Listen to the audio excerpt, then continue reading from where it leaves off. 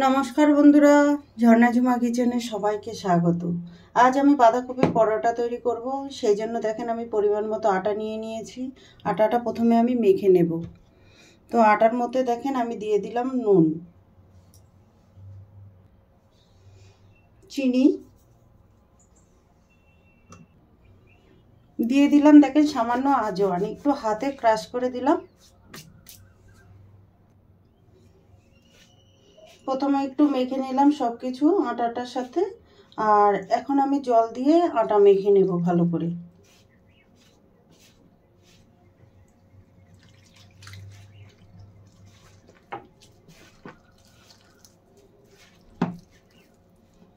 আটা সফট করে মেখে নিতে হবে। দেখেন আটা মাখা হয়ে গেছে, একদম সফট করে মেখে নিয়েছি। এখন এটাকে ঢেকে রেখে দেবো সাইডে।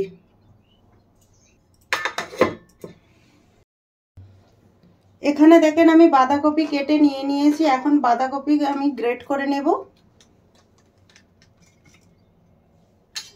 এখানে দেখেন গ্রেটার নিয়েছি, এই গ্রেটারটা দিয়েই গ্রেট করে নেব। যেইভাবে আমরা মোমোর জন্য করে নিই, গ্রেট করে নিই, ঠিক সেই রকম গ্রেট করে নিতে হবে। দেখেন এইরকম ভাবে গ্রেট করে নিতে হবে। তাহলে আমি পুরো বাঁধাকপিটা গ্রেট করে নেব। এখন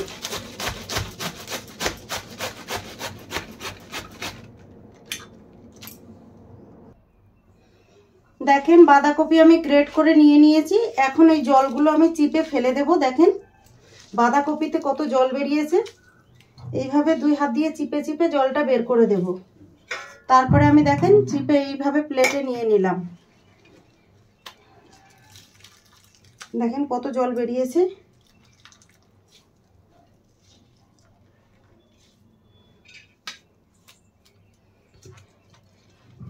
এইভাবে সব বাঁধাকপির চিপে জল বের করে দেব। দেখেন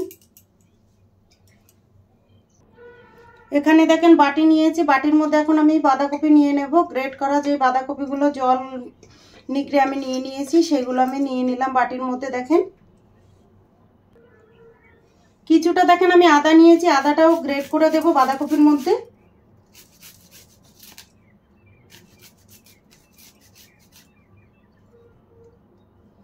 দেখেন গ্রেট করে দিয়ে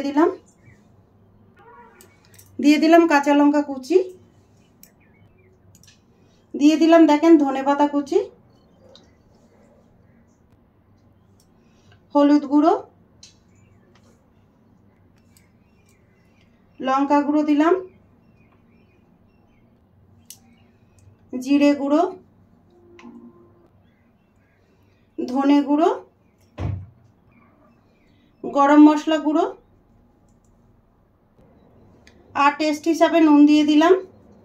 আর নুন দিয়ে দেওয়ার পরে কিন্তু সঙ্গে সঙ্গে পরোটা বানিয়ে নিতে হবে, নালে কিন্তু বাঁধাকপি থেকে আবার জল ছেড়ে দেবে। এখন সব উপকরণগুলো আমি একসাথে মেখে নেব।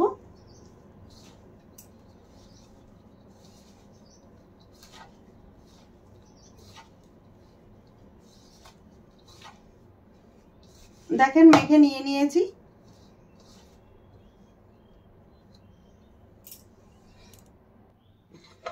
আটা আমি আরেকবার মেখে নিচ্ছি। দেখেন এখান থেকে পরোটা বানানোর জন্য কিছুটা আমি লেচি কেটে নিচ্ছি। দেখেন এই সাইজ করে বানাবো, সেই জন্য দেখেন আমি এই সাইজ করে কেটে নিলাম। এখানে বেলুন চাকি নিয়ে নিয়েছি। এখন আমি রুটি বেলে নেব।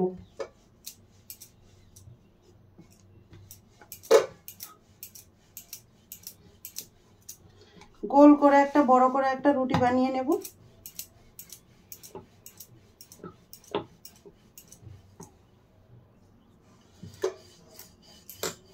দেখেন বড় করে একটা রুটি আমি বানিয়ে নিয়েছি।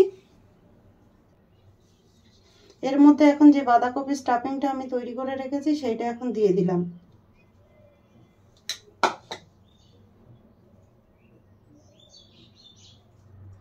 দেখেন কিছুটা এইভাবে করে দিচ্ছি আমি।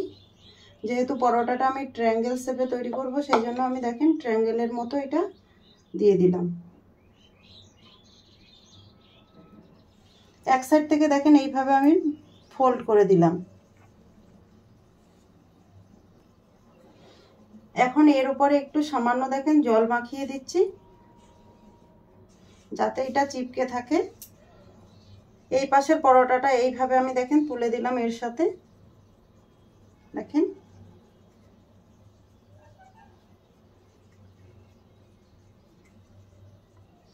দেখেন এখন এই সাইডটাও আমি এইভাবে ফোল্ড করে দেব।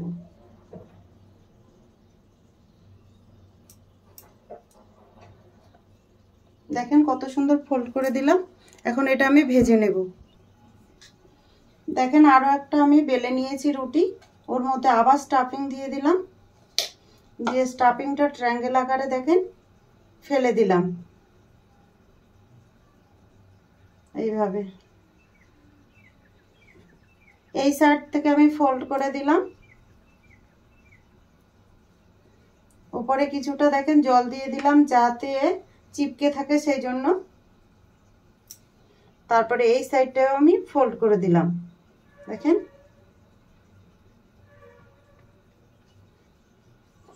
আবার দেখেন জল দিয়ে দিলাম।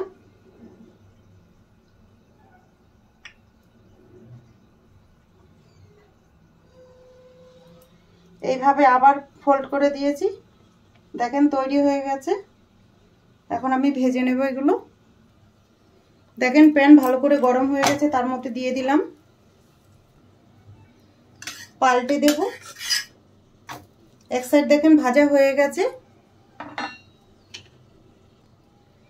এই সাইডে দেখেন আমি ঘি দিয়ে দিলাম। আপনারা ঘি বাটার যে কোনো একটাতে দিয়ে ভেজে নিতে পারেন। দেখেন আবার পাল্টে দিলাম।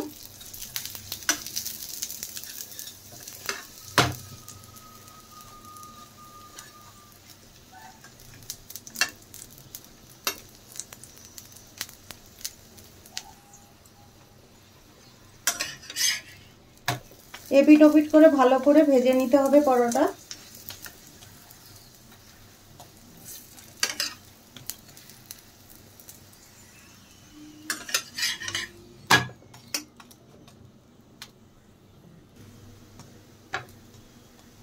দেখেন পরোটা ভাজা হয়ে গেছে, এখন আমি তুলে নিচ্ছি।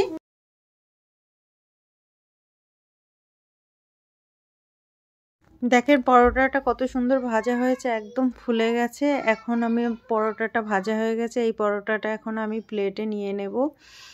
দেখেন এখানে নিয়ে নিলাম পরোটা প্লেটে, আর দেখে কত সুন্দর লাগছে।